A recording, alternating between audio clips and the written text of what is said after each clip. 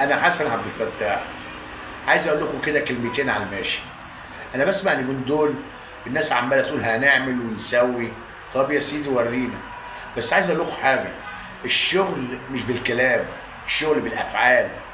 وانا لما بشوف بقى صديقي المهندس محمود الشنهاب، بقول ان الراجل ده هو اللي البلد محتاجاه. ليه بقى؟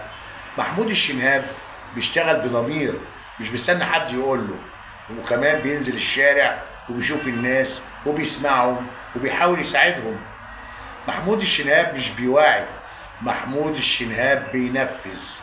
فانا بقول له وعلى الملأ من غير لف ولا دوران، انا بدعم الشنهاب. والشنهاب مش بيواعد، الشنهاب بينفذ. وربنا يكرمه ان شاء الله وينجحه. بس عايز اقول لك حاجه، اوعى تنسانا لما تكسب. حسن عبد الفتاح. السلام عليكم ورحمة الله وبركاته.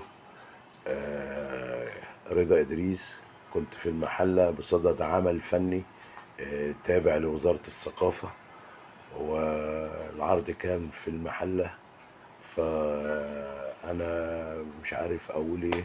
فعلا هذه البلد الجميلة، المدينة الباسلة الشجاعة، ورأيت المهندس الشاب محمود الشنهاب. بجد حقيقي رمز للعمل والكفاح وللشباب والحيوية. رجل يسأل الناس انت عايز ايه، يعني بيدور. يعني انا اللي قابلت الحاجة دي بنفسي، انه سأل علينا هل الفنانين اللي جايين من القاهرة محتاجين حاجة، حد عاوز حاجة، في مشاكل في النوم، في مشاكل في الاكل، فهذا الرجل دائما في الشارع، لدرجة انه عرف ان احنا موجودين في قصر الثقافة. ف تطوع وجه وشاهد العرض وسأل عن الناس واطمن عليهم.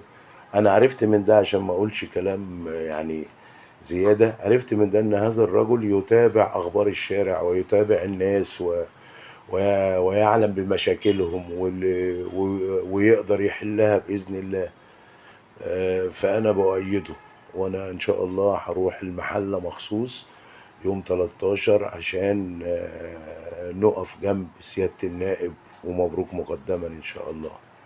رضا إدريس. مساء الخير يا جماعة. أنا الفنان والمخرج إيهاب مبروك. الحقيقة أنا حابب أتكلم النهاردة وأقول لكم كلمة من القلب. إن أنا النهاردة لما أجي أختار حد يمثلني في مجلس الشعب، لازم أختار حد شايفه أنا أصلا في الحياة، عمال يشتغل على الواقع في الميدان، شايفه في الشارع وسط الناس. ده انا اثق فيه. لكن واحد يقول لي انا هعمل وهسوي وهعمل كذا وكذا، وبعدين لما تيجي تتصل بيه بعد كده تلاقيه نايم على ودانه، لانه اصلا ما ترباش على الشغل الميداني اللي يبقى يساعد الناس ويبقى وسط الناس. اما تيجي تختار، اختار اللي انت شايفه بيساعد الناس بجد، شايفه، مش يقول لك انا هساعد. انا عايزه تكون شايفه بيساعد فعلا. انا لقيت ده في الباشمهندس محمود شنهاب. مواقف كتير، انا على علاقة سنين طويلة شايفه وعارفه موجود في قلب الميدان وسط الناس بيساعد. كان موجود دايما، تلاقيه موجود في الحاجات اللي هي الحاجات الخيرية اللي هي وسط الناس، زي الهلال الأحمر، زي تكافل وكرامة، زي مشروع مسرحة المناهج اللي هو هيعمل مسرحة للمناهج للطلبة عشان توصل لهم المادة العلمية بسهولة ويسر. راجل محترم. أنا بدعم الباشمهندس محمود شنهاب. أنا بثق في الباشمهندس محمود شنهاب. خالص تحياتي وتقديري، وإن شاء الله نلتقي يوم الخميس 13 نوفمبر 2025 في الحشد الشعبي والجماهيري. أهلا وسهلا بكم. الفنان والمخرج إيهاب مبروك. أهلا وسهلا بكم.